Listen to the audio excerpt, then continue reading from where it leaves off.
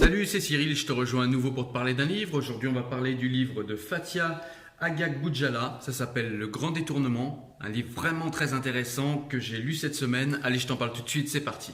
Alors ce livre, de quoi il nous parle? Eh bien, c'est un livre en fait qui va parler du détournement sémantique de mots qu'on pensait connaître. Donc ça va être des mots comme la République, la laïcité, le féminisme, etc. Et ce mot est détourné par certaines entités politiques qui sont sur notre territoire.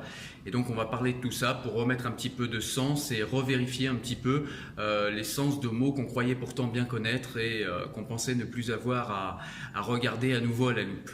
Alors qui est-ce qui aurait vidé de leur sens ou bien détourné le sens de ces mots qu'on prétend connaître? Donc ça va être, il y a deux catégories, deux grandes catégories, il y a les relativistes et les racialistes. Parmi les racialistes, il y a les islamistes, les indigénistes et les identitaires d'extrême droite, pardon.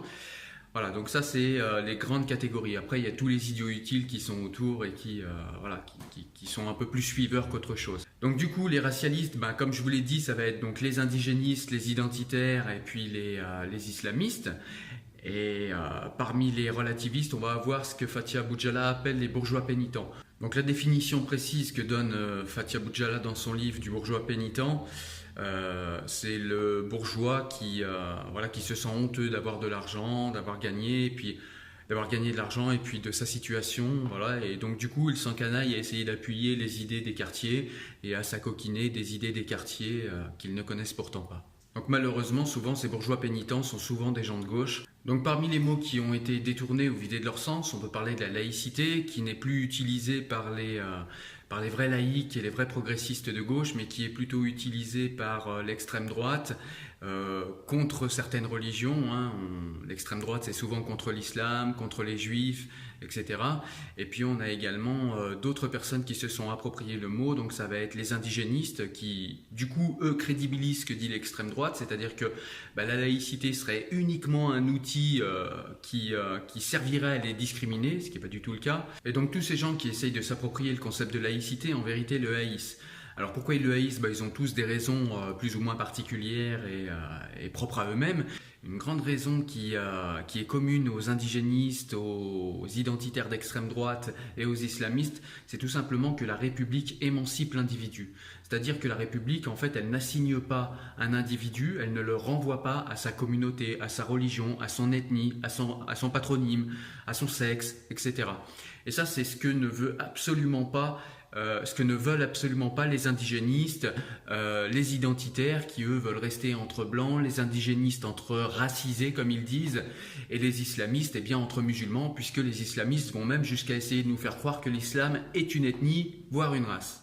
Et donc le but de ces trois entités, en falsifiant et en niant le vrai sens de la laïcité, c'est tout simplement de communautariser la société, de faire un petit peu comme une politique multiculturelle de la laïcité comme aux États-Unis, c'est-à-dire qu'on aurait les identitaires d'un côté, les blancs tous ensemble, les indigénistes de l'autre, donc ce qu'ils appellent eux, parce que moi je réfute le mot, mais en tout cas ce qu'ils appellent eux les racisés. Et puis les musulmans, et puis pourquoi pas après les Chinois, les Juifs, etc. Ce qu'il y a d'intéressant dans le livre, c'est que Fathia Boudjala nous montre comment le Parti des indigènes de la République se réclame d'une idéologie racialiste tout en prétendant être antiraciste.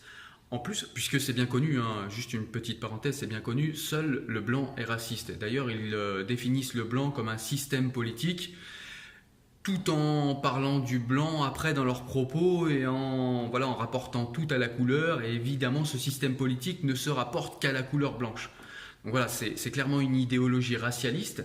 Mais en plus, cette idéologie racialiste, elle se réclame de l'antiracisme. Et en plus, cette idéologie qui prône des droits différents pour ce qu'ils appellent eux les racisés, donc les indigènes de la République, et pour les Français blancs, donc les autochtones, alors que on est tous Français au final, mais pour eux, voilà, les autochtones, eh bien en fait, ils prônent un système légal différent entre ces gens et nous qui serions les méchants occidentaux blancs. Simplement, cette idéologie, c'est une idéologie qui est coloniale. C'est-à-dire qu'en fait, ces gens nous parlent d'idéologie blanche, de prolongement du colonialisme dans nos sociétés, etc. Alors qu'en réalité, ils prônent eux-mêmes une idéologie coloniale. Dans le livre, elle nous montre également comment, après avoir craint le mot laïcité, les islamistes se le sont réappropriés et ont donné un sens bien à eux qui est souvent accepté par les relativistes de gauche. Fathia Boudjala nous montre également comment la gauche a abandonné des thèmes tels que la laïcité, l'universalisme, le progressisme, etc. Donc quand la gauche parle de laïcité, elle en parle avec beaucoup trop de précautions et voilà, c'est assez variable. C'est-à-dire que quand c'est pour les chrétiens, on peut en parler, il n'y a pas de problème. Quand c'est pour les juifs, on peut en parler, il n'y a pas de problème. Quand c'est pour l'islam, il faut faire attention. Voilà, donc ces mots ont été abandonnés par la gauche. On parle plus d'universalisme, sauf en s'excusant. On parle très peu de progressisme, sauf pour certaines classes. Donc c'est vrai que la gauche a abandonné ces thèmes et elle a malheureusement laissé ces thèmes à l'extrême droite. Donc après, entre parenthèses, petite réflexion personnelle, ça explique que au deuxième tour des élections de 2017, on est le Front National plutôt que la gauche. Voilà, donc c'est une petite déception, enfin une grande déception personnelle. Voilà, je tenais à mettre la parenthèse parce que du coup, là, ça démontre bien pourquoi le Front National est au deuxième tour. En tout cas, à mon sens, ça démontre bien pourquoi le Front National était au deuxième tour et pas la gauche. Voilà, je referme la parenthèse et on continue sur le livre. Donc ce livre démontre également comment des concepts comme l'islamophobie ou bien comme le racisme d'État sont des concepts complètement fallacieux, qui sont inventés de toutes pièces, qui sont complètement artificiels, créés artificiellement par des bergers qui souhaitent créer un lien identitaire pour leur communauté. Voilà. Donc ils souhaitent créer des communautés de plus en plus homogènes au sein de la communauté nationale, afin de les extraire de la communauté nationale pour avoir un pouvoir sur eux et donc asseoir un pouvoir sur ces gens et donc avoir un pouvoir politique. Et donc du coup ça crée des interlocuteurs pour les personnalités politiques. Et puis on arrive à un moment du livre où on va parler de féminisme. Alors Fathia Boudjala nous montre que le féminisme est ou universaliste ou relativiste et donc racialiste. En effet, comment ce qui est bon pour une femme blanche ne serait pas bon pour une femme noire? Comment ce qui est bon pour une femme blanche ne serait pas bon pour une femme bronzée? Comment un féminisme qui s'appliquerait à une femme blanche ne s'appliquerait pas à une autre femme noire? Quelles sont ces différences complètement fallacieuses que l'on met entre les gens? Donc le livre montre que le patriarcat soit occidental ou oriental, le patriarcat est combattu par les féministes. Les féministes ne vont pas simplement se concentrer sur le patriarcat blanc et obéir aux injonctions patriarcales orientales. Ce serait pas des féministes. Là, pour le coup, on est encore dans des personnes qui sont dans le différentialisme. C'est-à-dire qu'en gros, le féminisme des femmes voilées ou le féminisme des noirs ou le féminisme, voilà, ce serait un féminisme en fait qui donne la possibilité à celles qui s'en réclament d'obtenir des droits et des devoirs, mais surtout des droits, d'obtenir plus de droits, mais tout en restant enfermés dans le cadre de leur communauté, dans le cadre idéologique de leur communauté respective. Donc voilà, c'est quand même un féminisme qui est lourdement amputé, un féminisme comme celui-ci. Donc Fathia Boudjala nous montre dans ce livre comment ceux qui se parent d'une grande tolérance à l'égard de ce féminisme de femmes voilées ou de ce féminisme noir ou de ce féminisme religieux ou culturel, je ne sais même plus comment l'appeler, elle nous montre tout simplement que ce féminisme-là, cette manière de voir le féminisme n'est pas du tout cette grande bonté de cœur que nous présentent ces ultra-tolérants béats et naïfs. C'est pas de la grande tolérance, c'est pas de la grandeur d'âme, etc. C'est tout simplement du racialisme et de la condescendance qui dit pas son nom. Parce que si un féminisme est assigné à une religion, si un féminisme est assigné à une couleur de peau, à une culture présupposée ou à un patronyme, eh bien c'est tout simplement du racialisme. Parce que le féminisme, l'émancipation des femmes ne souffre pas de catégorisation. C'est-à-dire que l'émancipation des femmes, c'est l'émancipation de toutes les femmes par rapport à tous les patriarcats, quelle que soit sa forme. Donc on voit bien encore ici que le but pour les indigénistes, que le but pour les islamistes, que le but pour les bourgeois pénitents, en tout cas on voit bien que le but également pour les identitaires français, il ne faut pas les oublier, on voit bien que le but pour tous ces gens, c'est de créer des divisions dans le pays, des divisions à tous les niveaux. Voilà, donc encore une fois, au niveau du féminisme, il y aurait des divisions. Il y aurait un féminisme oriental, un féminisme noir, un féminisme blanc, un féminisme... Voilà, un féminisme qu'on peut tuner selon les envies et selon notre position. Sauf que tout ça n'est qu'une imposture, le féminisme est universaliste ou il est racialiste. Et donc Fathia Boudjala va nous montrer également pourquoi le voile est quelque chose de dangereux et pour les femmes qui le portent et pour les femmes qui ne le portent pas mais qui vivent dans la même société que ces femmes qui le revendiquent de plus en plus intensément. En fait, le voile, c'est quelque chose qui déjà est sexiste, hein, reconnaissons-le, puisque c'est quelque chose qui n'existe que pour les femmes et pas pour les hommes. Mais en plus, le voile, c'est quelque chose qui met une hiérarchie entre les femmes, c'est-à-dire entre la pudique, la vertueuse, et l'impudique, la non vertueuse, potentiellement la pute. Et donc, si une femme voilée est une femme pudique, eh bien ça veut dire que toutes les autres ne le sont pas. Voilà, c'est implicite, c'est pas forcément explicitement dit, mais en tout cas, dans le symbole, c'est clairement ça. Si le voile est la pudeur, tout ce qui n'est pas le voile est forcément l'impudeur, et donc potentiellement la pute, et donc potentiellement disponible et ouvert à tous.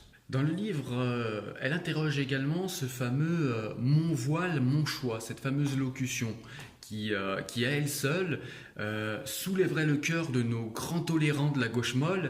Alors ce qu'il faut interroger au niveau du voile quand on est dans un état de droit, Fathia Boudjala nous rappelle que c'est surtout les conditions de l'assentiment qu'il faut questionner. C'est-à-dire comment cette personne qui réclame avoir le droit et avoir fait le choix de porter le voile, comment est-ce qu'elle en est venue à porter le voile? Comment est-ce qu'elle en est venue à cet assentiment que le voile est quelque chose de bon pour elle, voire de féministe?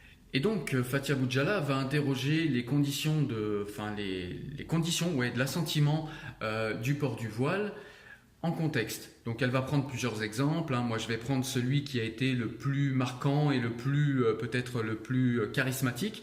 On va dire une personne qui grandit dans une famille où la maman porte le voile. Donc déjà il y a un lien affectif.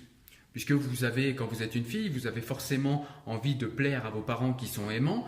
Et si la maman porte le voile, eh bien il y a de grandes chances que la fille, pour plaire à sa maman et à son papa, ait envie de porter le voile, forcément. Et si on lui explique, en plus de tout ça, que le voile, c'est la pudeur, et donc implicitement que le dévoilement est l'impudeur, et que si tu n'es pas voilée, en plus tu n'es pas dans ta foi et tu n'es pas vertueuse, si tu instaures comme ça une différence de morale entre celle qui porte un short ou une jupe et celle qui porte un voile, si tu es une croyante sincère et que tu as envie de plaire à ton Dieu et qu'on t'a fait croire, je dis bien qu'on t'a fait croire qu'il y a une différence morale entre celle qui porte le voile et celle qui porte une jupe, ton choix n'est plus éclairé. C'est ça qu'interroge l'auteur dans ce livre, c'est les conditions de l'assentiment. C'est-à-dire que pour qu'il y ait vraiment un libre choix, comme nous le disent ces femmes qui sont voilées, il faudrait qu'il y ait une égalité de valeur entre celles qui portent des jupes et celles qui portent le voile. Une égalité de valeur dans les mœurs des deux. Ce qui n'est pas admis par ces personnes qui portent le voile, puisque forcément elles portent le voile. Si elles le portent, c'est pas pour rien. C'est soi-disant par pudeur. Si pour elles la pudeur se résume à porter un voile, ça veut dire que celles qui ne le portent pas, eh bien, sont forcément impudiques. Et donc du coup, si vous êtes dans cette croyance et si vous êtes en plus dans une famille et pas que la famille, hein, la micro-société, la communauté, qui vous explique que si vous êtes voilé, vous êtes plus vertueuse que celles qui ne le sont pas, que vous êtes plus digne du paradis si vous êtes une croyante sincère, eh bien forcément, le choix n'est plus du tout éclairé et du coup, on peut se permettre, à l'aune de ce genre de considération et de contextualisation, de questionner ce fameux « le voile, c'est mon choix ». En quoi un endoctrinement religieux, en quoi une erreur est un choix? On peut également questionner le choix, le fameux pseudo-choix de femmes qui auraient été voilées de très bonne heure. Si vous avez été voilé, comme on le voit maintenant de plus en plus, à 7, 8, à 10 ans, à 13 ans, à 15 ans, quel choix vous avez? On vous a imposé quelque chose et ensuite cette imposition c'est auto-renforcé. Alors évidemment il est toujours possible de se sortir de ce genre de contexte et de ce genre de conditionnement, on va dire, de quelque chose qui n'est plus du tout un choix libre et éclairé, hein, comme on le dit. On sait qu'il est possible de s'en sortir parce qu'on est en état de droit. Mais vous imaginez la force de caractère qu'il faut faire face à ses parents, faire face à sa communauté, faire face à sa micro-société, faire face à soi-même, à ce qu'on a incorporé à l'intérieur de nous comme étant notre choix, qui n'est en fait qu'une aliénation. Vous imaginez la force de caractère et le temps qu'il faut pour faire ça? Vers la fin du livre, elle nous montre également comment notre président Emmanuel Macron et comment beaucoup d'autres hommes politiques en fait font des erreurs quand ils s'expriment sur ces sujets-là.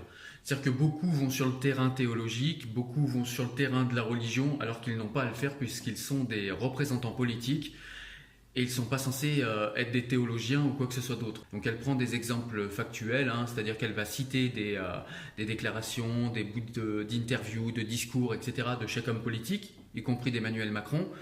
et elle va nous montrer en quoi en fait ils dépassent leur fonction et ils vont sur des terrains qui ne sont pas censés être les terrains de républicains en exercice, qui plus est, aux responsabilités. J'entends. Elle questionne également tous ces gens qui font sans arrêt appel à la loi de 1905 pour absolument tout ce qui concerne la laïcité, alors que dans cette loi de 1905 n'apparaît pas une seule fois le mot laïcité.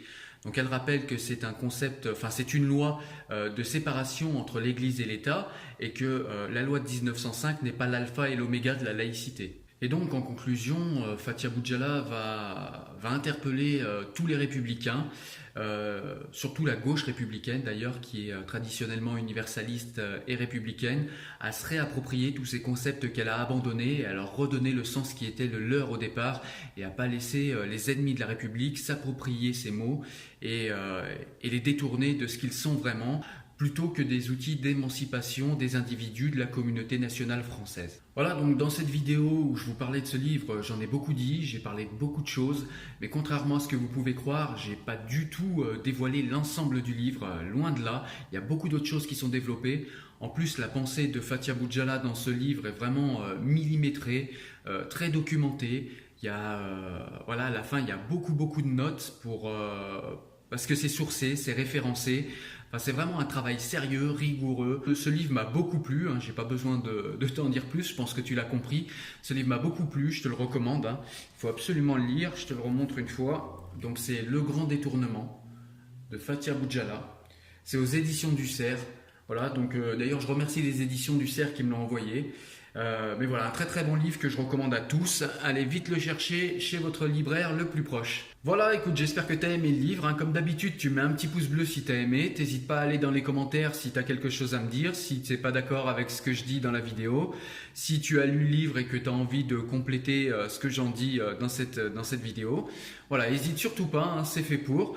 En tout cas, moi je te laisse et puis je te dis à très bientôt pour une nouvelle vidéo. N'hésite pas à t'abonner à la chaîne si tu veux être au courant des prochaines vidéos. N'hésite pas non plus à aller voir mon profil Tipeee si jamais tu as envie de me soutenir plus activement. Entre parenthèses, je remercie tous mes tipeurs qui m'ont aidé dans les mois précédents et ce mois-ci. Je vous dis à très bientôt. Ciao, ciao. Salut.